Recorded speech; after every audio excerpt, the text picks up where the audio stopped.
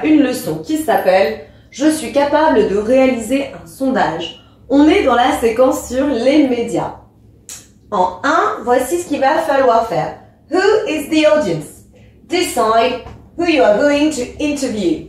En effet, là j'ai souligné le mot audience qui est le mot-clé de la question. C'est ici déterminer le public cible, qui tu vas interroger. En 2, decide on the question. What questions are you going to ask? Bien là, tu vas te demander si tu poses des questions à choix multiples, par exemple. Si tu poses des questions yes or no, oui ou non, c'est là que tu élabores les questions. 3, analyze the answers. How do you want to present the results? Donc là, c'est un petit peu, donc analyse, l'analyse des réponses. Tu peux les présenter ici comme ceci, a bar chart, qui est en français le graphique en barre, ou a pie chart, c'est le diagramme circulaire. Nous, on dit en camembert, en anglais, ils disent en tarte. Chacun sa comparaison. Et enfin, en 4, write the answers. Write the answers. Ça pourra t'aider.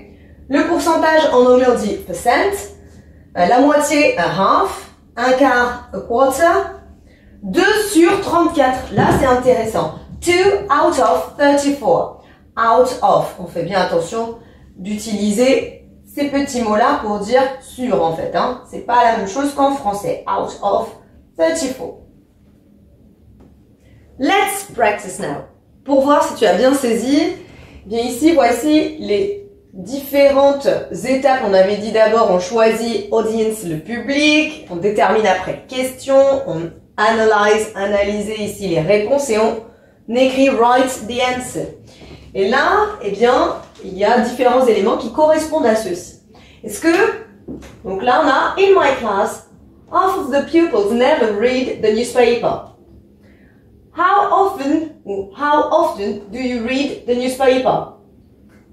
20 teenagers, 13 years old. Et ici, j'ai un petit diagramme qui s'appelle en anglais a pie chart.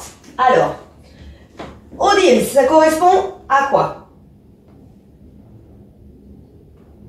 Ça, c'est quel public on va interroger ici. On a déterminé 20 adolescents de 13 ans.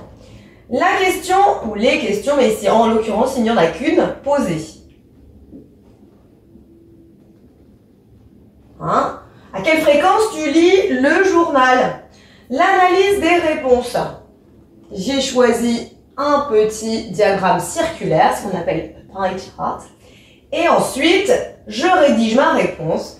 In my class, half of the pupils never read the newspaper. Hop là. Donc là, j'écris en fonction de mes résultats la réponse. Si c'est encore compliqué, il y a des exercices sur notre plateforme pour t'aider. I hope it's easy for you now. See you later. Bye. Maintenant que tu as tout compris, entraîne-toi en faisant les exercices ci-dessous.